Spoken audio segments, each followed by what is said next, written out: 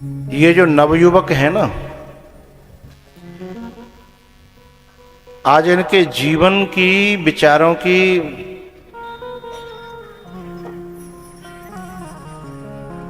बड़ी दुर्दशा है। मां की न माने तो मां कहती है मजनू हो गया है, पत्नी की न माने तो वो कहती है कि जब बई के संग सो मनाओ तो मोह काकू लायो।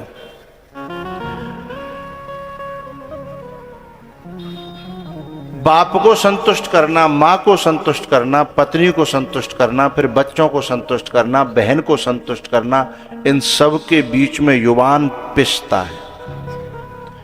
और मैंने ऐसे युवानों को रोते हुए देखा है अकेले में, जिसकी समस्या का कोई समाधान नहीं है, क्योंकि पत्नी भी झुकने को तैयार नहीं है, माँ भी झुकने को तैयार नहीं है, बहन तो फिर बहन है, कोई झुकने को तैयार नहीं है।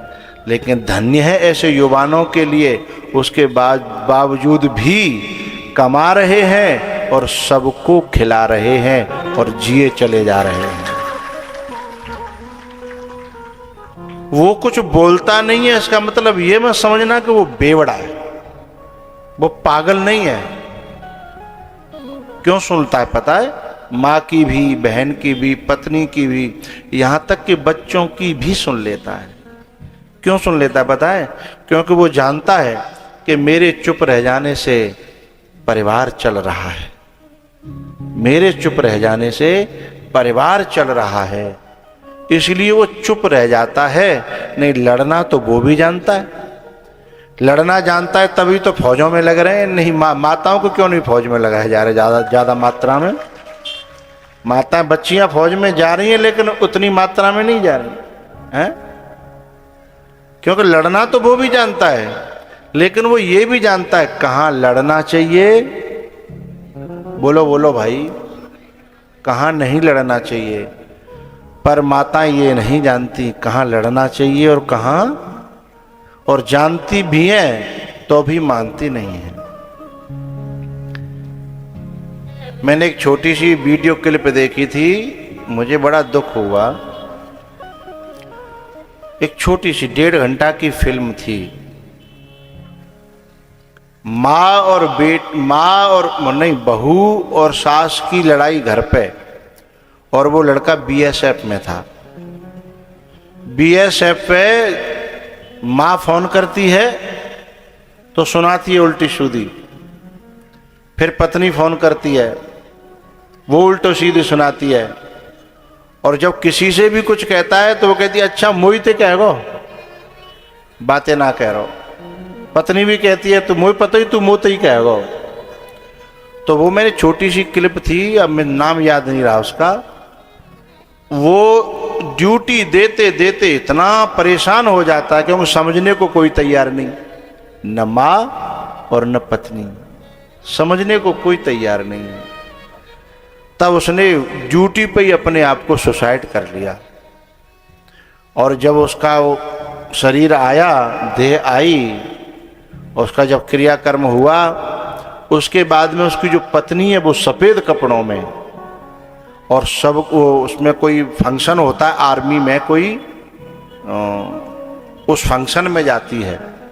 तब वो एक बात कहती है सभी देवियों से कि मैंने अपना जीवन गंवाया है, पति को गंवाया है, उसका कारण मैं सबको बता रही हूँ कि इतना कलेश मत करना कि हमें सफ़ेद कपड़े पहनने पड़े और हमारा सिंदूर उजड़ जाए। तो बात इस बात पे याद आई कि पियही यकी सिय जानन हारी, मणि मुदरी मन मुदित युतारी, मणि मुदरी मन मुदित युतारी, पियही यकी सिय जानन हारी, मणि मुदरी मन मुदित युतारी।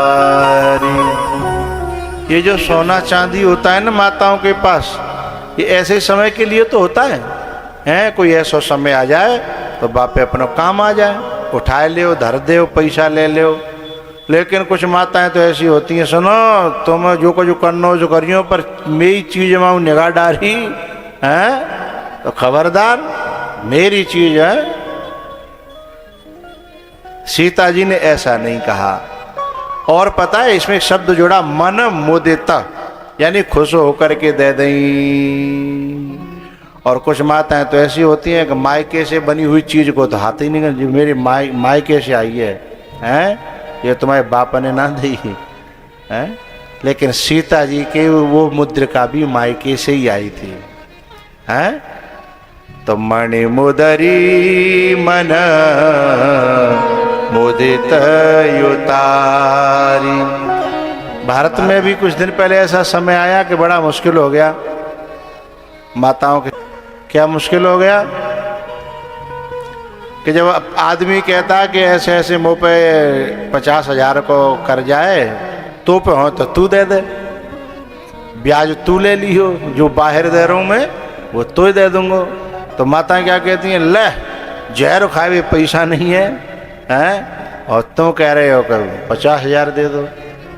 इतने में आएगी नोटबंदी। नोटबंदी में माताओं ने बहुत कोशिश करी कि 1 महीना कट जाए, 2 महीना कट जाए, 1.5 महीना कट जाए, शायद शायद शायद। जब उन्हें पक्की पता पड़ी कि कागज के नोट सब कागज हो जाएंगे तब फिर उनको निकालने पड़े। फिर कितने निकले पता है, इतने पैसा निकले कि पूरा हिंदुस्तान जहर खाए ले। जो कह रही कहीं कि जहर खाए पैसा नहीं है और तुम कह रहे हो कि हम 50,000 दे हैं। फिर जब निकले